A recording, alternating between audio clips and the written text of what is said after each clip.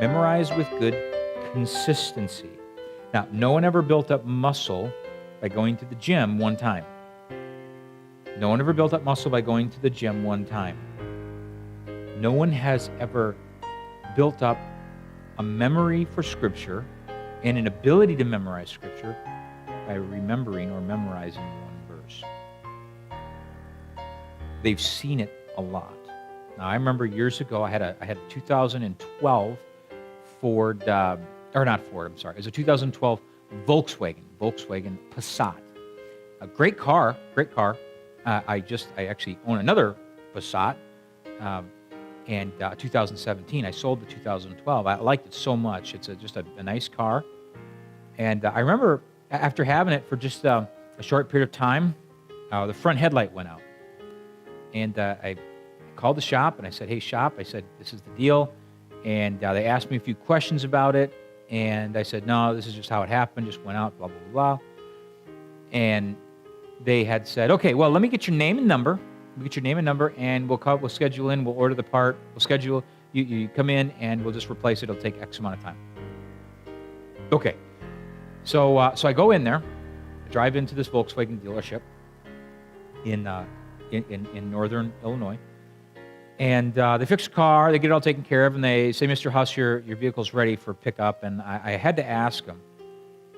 I said, how did you know? And they said, well, it was a 2012, it was a Volkswagen, it was a Passat, it was a headlight. You experienced these problems. We knew what it was. And they said this. They said, we've seen it a million times. Now, here's the thing. When it comes to memorizing Scripture, consistency is almost always the breakdown. When you see something and you do something repetitively over and over and over and over and over again, you're going to become a success. Generally, it's going to be success. Okay, especially in this area where we're talking about the benefits of being successful, or the steps needed to become successful on a good level, right? Now, I will say this too, that consistently drinking alcohol every night will probably lead to be an alcoholic. Doing something negative, but doing it consistently, will also lead to success, but in a negative way, with a negative connotation. We're talking about, you want to see this work, you have to do this thing consistently. You're not going to go into the gym one day and sit underneath the bar and bench 100 pounds and say, yeah, I'm ripped now. It's not going to work that way. You're going to go to the gym, and you're going to go to the gym again and again and again and again, and you're going to do this thing consistently. We are told to be consistent in the Scripture. Look at Deuteronomy 11. Verse 18 to 21. Therefore shall ye lay up these my words in your heart and in your soul, and bind them for a sign upon your hand, that they may be the frontlets between your eyes, and ye shall teach them your children, speaking of them when thou sittest in thine house, and when thou walkest by the way, when thou liest down, and when thou risest up. Consistently, isn't it? Verse 20. And thou shalt write them upon the doorposts of thine house, and upon thy gates, that your days may be multiplied in the days of your children in the land which the Lord sware unto your fathers to give them as the days of heaven upon the earth. Having a good memory has to do more with consistency than you think. Your brain is a muscle. And you have to exercise that muscle. And I'm not a brain surgeon, but I can tell you some basics about the brain. And it's a muscle. And you have to exercise it like every other muscle in your body. And the more you work it, the better off it becomes. The more you work your brain, the better off it becomes. That's why when you get older, they're constantly doing Sudoku, and they're doing these puzzles, and they're doing all of these crossword puzzles and things, because they say that keeps the mind working. This is why kids can memorize faster. I think. This is my understanding. This is why kids can memorize faster. Because they're always memorizing. You see, all the information that a kid has is new information. They don't come out pre-programmed. Unless it's to make a mess, then they come out pre-programmed. But they don't come out pre-programmed. So they have to program. They got to program their brains. So it's constantly learning and constantly learning, constantly learning, constantly memorizing. Well, that muscle is getting worked out a lot. So you know what? It's easy for them to memorize. When you do it consistently, when you're memorizing consistently, you're going to have an easier time memorizing. The problem is we don't memorize anymore.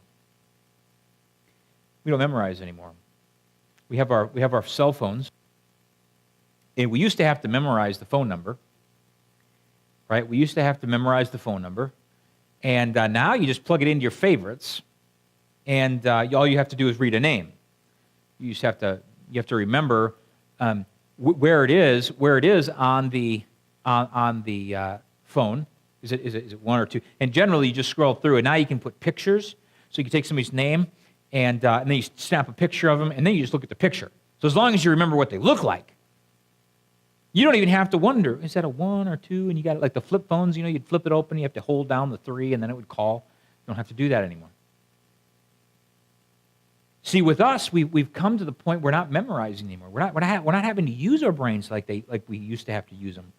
So because of that, because we're not using our brains, we're losing them.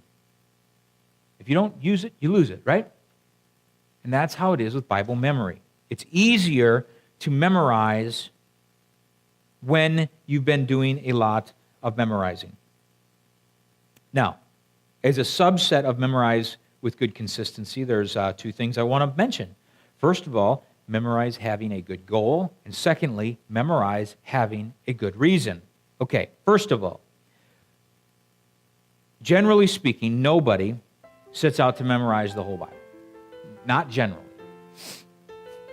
Most people don't sit down and say, I'm just going to memorize the entire thing, front to back. I'm going to start in Genesis, chapter 1, verse 1, and I'm just going to read and memorize. I don't mind Genesis. Matter of fact, the first 3 chapters of Genesis would rock. I've attempted to memorize the first 3 chapters of Genesis because that is the origins. I think anybody who preaches on creation should have the first 3 chapters of Genesis memorized. And they ought to memorize them and memorize them and memorize them. I think pastors, I've memorized a lot of passages, a lot of verses in 1st and 2nd Timothy and Titus, and I think pastors, I think that should be a qualification for graduating from college. I do. I think that should be one of the qualifications. You want to graduate as a pastor? I want to hear all of 1st and 2nd Timothy and all of Titus.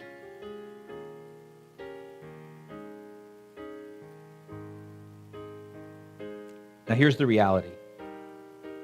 I don't think that we should set out to memorize the whole Bible. I think that there's a place for large portions of Bible memory. But here's what I think. I think you should set out having a good goal. I think that you should do this in smaller, attainable portions.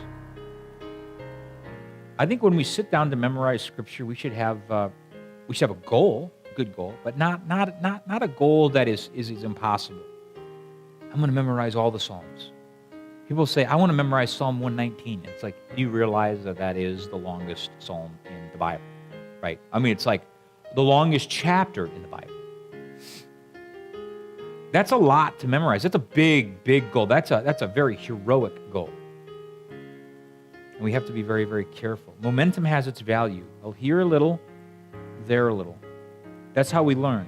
Line upon line, precept upon precept. Here a little, there a little. We have to have a goal. It has to be a good goal. Years ago, my dad set out to paint his house. And for a while, it just didn't get done.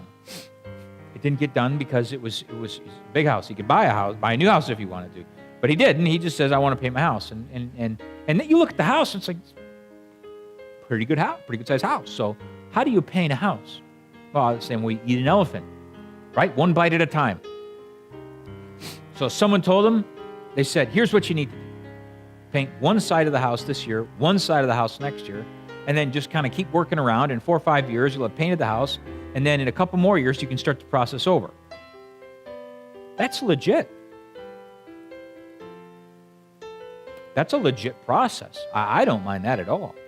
And that's what he did. He set out and he painted one side, another side, another side. Matter of fact, I think I painted the last side because it was a tall gable end way up there, 2 stories, and you got to get like a 30-foot extension ladder, and I think my dad kind of lost his nerve, I think, when climbing up on heights, and it's no mark against him. I'm sure I'll be the same way when I get older. If you fall, you don't bounce anymore. If you fall, you die. That's what it is. So you have to be really, really careful when on these tall ladders. So you have to start with a good goal in mind. Good goal in mind. Okay? And secondly, as the subset, memorize the good goal. Memorize having a good reason. Memorize having a good reason.